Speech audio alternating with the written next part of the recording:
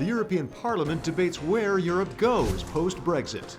This time will create uncertainty, especially for our economy, and we have to try to limit this time period. Parliament gives the final go-ahead for a European border and coast guard. The purpose is to have better administration at our external border, to provide a better assistance to member countries in the need. And approval of a report to fight tax avoidance. There are issues which can be efficiently addressed in Europe only in a situation where we have a level playing field globally. Hello and welcome to our roundup of the European Parliament's latest plenary session here in Strasbourg. We begin with Brexit and debate on the recent EU summit, the first since British voters chose to leave the European Union. After a dinner among the EU 28, where British Prime Minister David Cameron explained the result of the referendum, EU Council President Donald Tusk said the heads of state, minus Britain, agreed that a Brexit won't involve bending the rules for the UK. We hope to have the UK as a close partner in the future.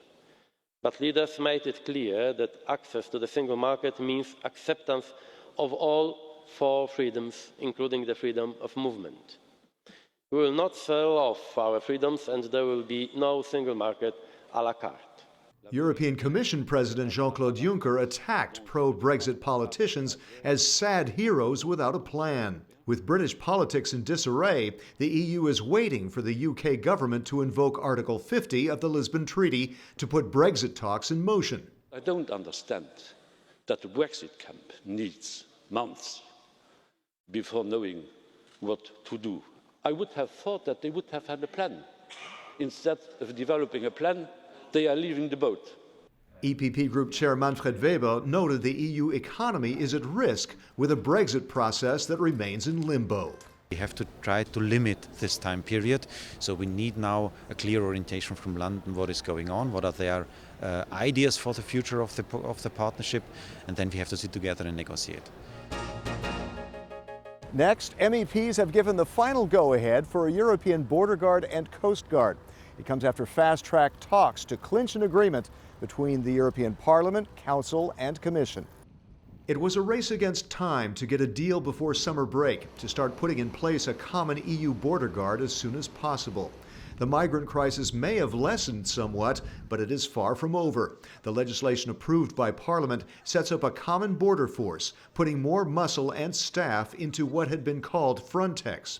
The EPP Group's Artis Pabriks is Rapporteur of the legislation in Parliament. The purpose is to have better administration at our external border, to provide a better assistance to member countries in the need, to assist refugees if they need real assistance in these countries, and to give more guarantees as far as the security to all European Union citizens. Now a rapid reaction force of 1,500 officers can be mobilized within a week to face an emergency. The Guard coordinates efforts between EU member states on borders and at sea. On the so-called what-if clause, a compromise. That if a member state is unwilling to deal with a border emergency, the Council drew a red line around EU intervention.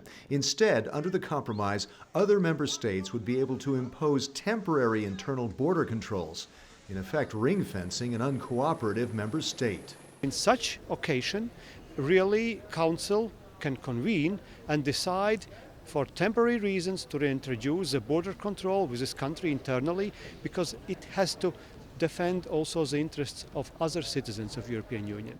The legislation also gives the new border guard the authority to assist in returning migrants not qualifying for asylum, though under the compromise it can't be involved in returns from third to fourth countries.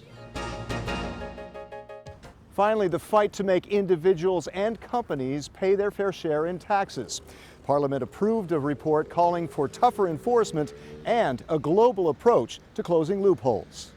The report sums up the findings by a special tax committee that investigated the so-called LuxLeaks revelations, in which major companies avoided taxes by shifting revenue across borders. Danuta Hübner was the EPP Group's author of the report. We very clearly see now that this issue must be handled through strong international cooperation, that we need global standards, that there are issues which can be efficiently addressed in Europe only in a situation where we have a level playing field globally.